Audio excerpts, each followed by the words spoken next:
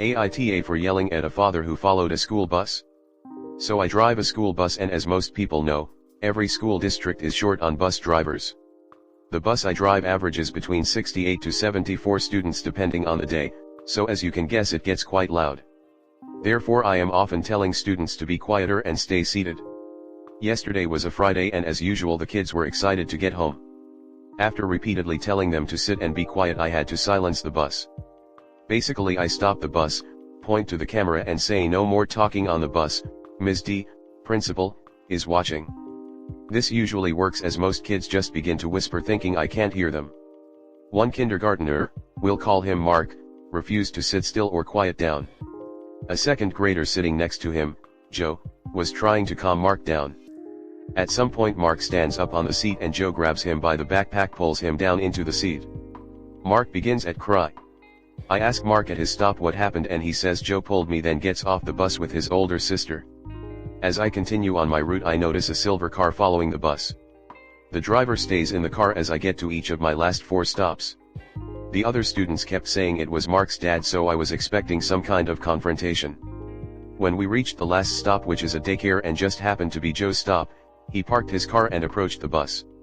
At this point I loudly commanded that he back away from the bus until all students are safely inside the daycare, and then I would talk to him. He then proceeded to tell me that I was being rude and he wanted to talk to an adult. He attempted to confront the daycare workers, who told him they couldn't help him.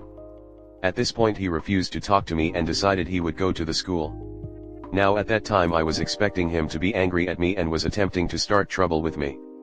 Which was why I reacted how I did. I had a bus with about 12 children and an angry father following us. My job is to keep the kids safe from the bus stop to school and from school to the bus stop. Looking back I realized that this father waited at each stop and stayed in his car until the last stop. The last stop just happened to be Joe's stop. This father had no intention of talking to me but instead was trying to find where Joe lived. Initially I wasn't going to report the incident with Mark and Joe to the school, but since Mark's father got involved I am forced to file the incident reports, which is going to cause more trouble for Mark and Joe. I know that I had the best interest of the kids at heart, but I'm feeling like the asshole here, so AITA for not letting the father approach to confront Joe. Comment. NTA. If he has a problem with Joe's behavior, he can bring it up to Joe's parents. In a public setting, not by following the bus to see where Joe lived. You did your job of ensuring Joe's safety. Mark's dad could not have had good intentions if his plan was to follow you to see where Joe lived. NTA he may have been following to talk to the kid's parents or confront the kid himself. You did the right thing reporting it. You covered your butt and have it on record in case this escalates further. His true intentions are only known to him. NTA. Not at all. No wonder his kid doesn't know how to behave, when his father starts to follow school bus. You clearly see where he gets it from. He 100% was going to confront the kid himself. People like that always go for the confronting the kid, they don't have nerves to talk to the parents. God bless you. NTA. Your reaction was completely justified. Following a bus to find out where a child lived. Dude is crazy and is lucky you didn't call the police. As an aside, I firmly believe that 2 people should be hired for bus routes. One to drive and one to supervise the kids. Distracted driving can land anyone else a $250 plus ticket, for good reason, and yet bus companies are perfectly okay with putting bus drivers like yourself in positions of ultimate distraction. Of course that would require those companies to spend more money, which, until a law is passed, they will never do. With the ridiculously low pay, intense amount of responsibility, and almost complete lack of gratitude and appreciation, I have no idea why someone would be a bus driver. Which is probably why there is such a shortage. So props to you. You had enough to deal with without having to deal with a clueless idiot following the bus full of children that you were driving. Think no more about it? If he didn't want a crazy reaction, he should have never followed you in the first place. I'm pretty sure that you are a mandated reporter. I think that you were operating within your discretion for not reporting a minor dispute between 2 children, but an adult stalking the bus to track down a child needs to be reported. It is the responsibility of the investigators to determine the risk, not yours. Definitely NTA. NTA. A man was approaching the school bus. You didn't know who he was or what he wanted.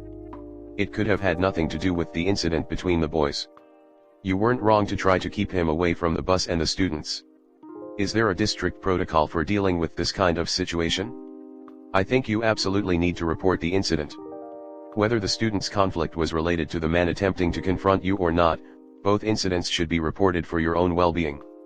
He's behaving like a child predator, so call the police before he hurts that kid. Following a bus to find out where a child lives is not normal behavior.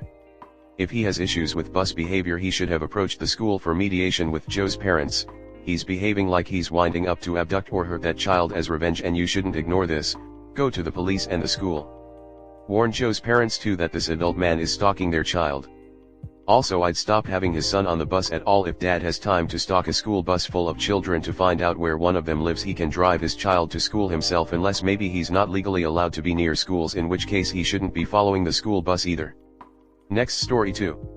AITA for telling my roommate her dude can't spend the night. Okay, so I'm in college and share a room with my friend. She has this dude she's been seeing for a couple months, and he has stayed the night a couple times. By this, I mean he sleeps in her twin bed with her while I'm also sleeping in the room. I'll be honest, this makes me extremely uncomfortable, but since he doesn't live here and they want to spend time together, I've let it happen and just had to deal with the extreme anxiety I get when he stays the night. However, last night I was super sick, I mean the throwing up all day kind, and she didn't ask until the evening if he could spend the night. I told her no, because I was sick and didn't feel comfortable with that.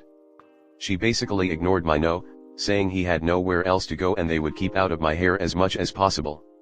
I replied that I wasn't comfortable with him staying in the room and I would appreciate if he slept on the couch.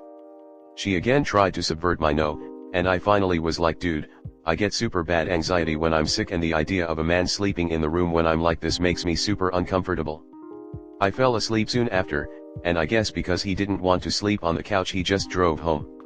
Now my roommate is mad at me and says I'm selfish for not taking their situation into consideration and that he had to drive all the way home in the middle of the night. She admits she should have asked me earlier, and then she could have known sooner he couldn't stay the night and could have planned better, but that I should have compromised, made this small sacrifice and just let him stay. I feel like their lack of planning shouldn't constitute an emergency on my part where I just have to be okay being uncomfortable.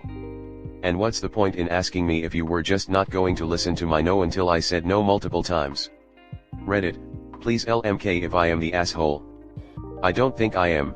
I think I've been compromising by letting him stay at all with how uncomfortable it makes me, and me saying no once because I was sick seems fair. But I could have blinders from my anxiety, so please tell me what I should do. Comment. NTA. You guys aren't sharing a suite with separate rooms. You do not have to accept a random guy in your bedroom at night, and your roommate's actions are completely over the line. Assuming you are in a dorm, I would take this to your RA/housing authority if you need to. First of all, them sleeping together in the same room as you would be disturbing to anyone. That's completely uncalled for and plain old creepy. Secondly, the guy did have someplace else to stay, since he drove home. Your roommate is being incredibly inconsiderate, and then she's turning it around as if you did anything wrong. You did nothing wrong. Time to find a new roommate. NTA. It's definitely annoying to sleep in the same room as a roommate, and I think you're well within your rights to refuse. The fact that you've allowed it in the past qualifies you as a super chill roomie who should get mad props and or free meals from your roommate. Also, there was a couch. Why could he not crash there? It can't have been less comfortable than two adults sharing a twin bed. NTA. It is absolutely entitled and rude to expect to have an overnight guest when you share a bedroom with somebody. It's not even like you have separate rooms and you can each do your own thing. Her boyfriend is literally sleeping in your bedroom. Next story 2. AITA for not wanting to share a room with my sister. I have been staying with my family for a few months now. I graduated from college this year, so I'm trying to find a career-oriented job so I can save up and hopefully move out. But for right now it's just been food service. I have a sister and a brother. Originally, before I left for college, I agreed to give my brother my old room so he could have his own space. Whenever I was on break from school, I would stay in a room with my baby sister. I didn't mind it much, since at the time it would just be for school breaks. And then I would go back to school and have my own room again.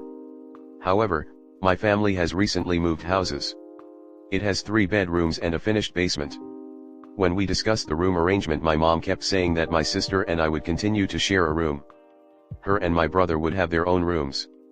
And the basement would be turned into a lounging room. The thing is, my brother has left for college already. So he's not living with us right now. I know that he'd come visit for holidays, but he doesn't live here most of the time. Compared to me, who lives there 24/7.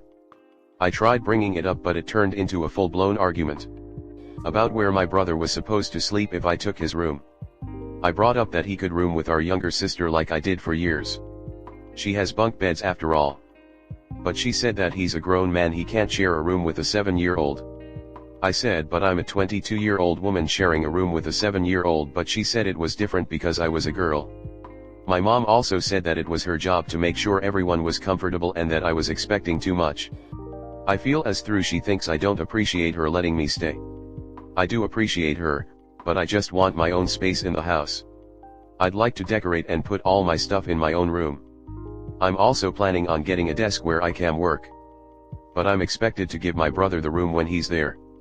I think it's unfair because we agreed that I would help pay with bills while I stay there. But she says that I would be paying for the lights and internet, not the house itself, so it doesn't count. I would even be fine staying in the basement, but she wants to turn it into a second living room. I'm stumped and not sure what else to do. I know it's still her house, so she can do what she wants with it. But I don't want to share a room with my sister if I don't have to. What should I do? Any advice? AITA. Comment. Could you live in a shared housing situation elsewhere for the same, or less, money? If so, move out. Also, electricity use fluctuates. If you live with mom, it would be better for you to pay a set amount monthly and also agree to good boundaries. For instance, I'll pay $400 a month, each month, for rent and clean up after myself, but I won't be babysitting, cooking for others or cleaning up after others. Info: is your mom suggesting that you live with your sister all the time or only when your brother is visiting? Because it sounds strange to keep one room empty just waiting for your brother, but I agree with your mom that it would be awkward to your sister to share the room with your brother. I brought up that he could room with our younger sister like I did for years. She has bunk beds after all. But she said that he's a grown man, he can't share a room with a 7-year-old. Your mom is right, and it's very different from a girl sharing a room with a sitter than a brother. Your sister is 7 and she will soon be going through puberty and will be more open sharing with a girl. You do not pay rent, you have no say. Don't like sharing a room, move out. I'm torn. I agree with her that an adult brother sharing with a 7-year-old sister is not okay. If you were willing to let him have the room when he returns, I'd say that makes sense. But I also understand that she doesn't have the space to give you and your brother each a separate room.